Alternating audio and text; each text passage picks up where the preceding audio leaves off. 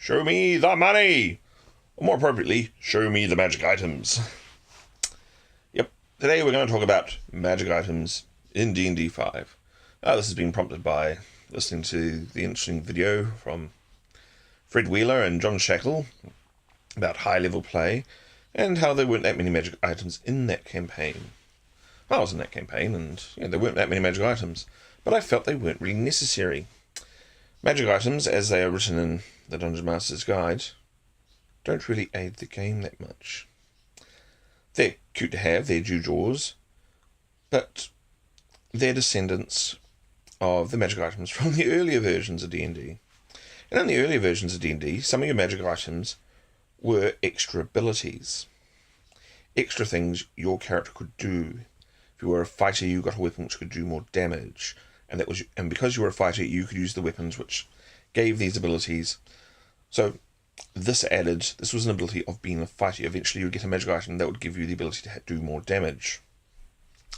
If you were a thief, then you got a lot of those mobility items, or those invisibility items, to sneak and be mobile and do your thief stuff more.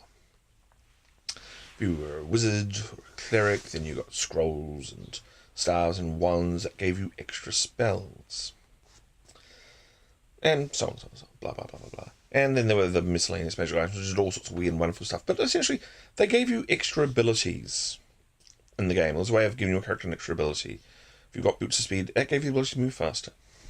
But this has been superseded in Neo D&D with its... because you get abilities every time you go up a level.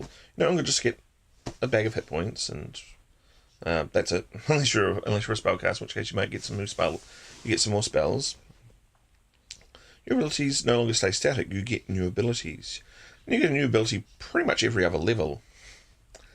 And if you don't get an ability every other level, then you get a new spell level, which pretty much is an extra ability. So there's no longer this need of magic items in the game, but there is still this expectation that you should have magic items. And that's always all the problem now, because the players expect them, they want them, they're greedy little creatures. But the game doesn't need them. It is this well-tuned machine where you get abilities based on how you level up. And so there is that no longer a need for magic items beyond having them for window dressing, really. You could disguise your extra abilities as extra magic items you have picked up. You could flavour it that way. You can now cast third level spells because you have this wand. What does the wand do? It allows you to cast third level spells. Why can you cast third level spells? Because you're now 5th level. And that's what a 5th level character does. But an actual magic item from old school D&D isn't really needed anymore. There's no need for magic weapons because you can always hurt enemy creatures. They will just have resistance. Very few creatures are immune to physical attacks.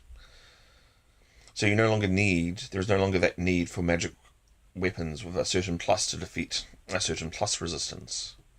For example, spectres usually need a +2 weapon or better to harm them. That's no longer the case. Spectres now just have resistance to physical attacks. So you no longer need that progression of +1, +2, +3 better weapons.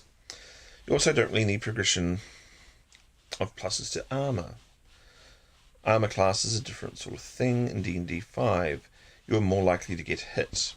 Their expectation... that still mitigates damage a bit, because if you have a few misses, you've got a good armour class, as opposed to a poor armour class. But you're still going to get hit more often than not. So many of the other mechanics focus on mitigating damage other ways. Fighters get whatever that little healing ability is they have. Other characters can shrug off some damage. Barbarians get to resist it if they are raging, and so on and so on. And other characters can heal your damage. So armor class items are not so much needed. And the same with the spell abilities. There are now the spell giving abilities, scrolls, wands, and so on. The spellcasting characters all have abilities to recover their spell slots, or get new ones, or have extra ones. And they seem to have a few more spell slots at certain levels. So, again, the magic item is not really needed. And also, if you look through the D&D 5 magic item list, they are largely copies of the earlier ones, but this has been superseded by the mechanics themselves and the mechanics of the game. So I think it's quite possible that the magic item, as we know it, has had its day.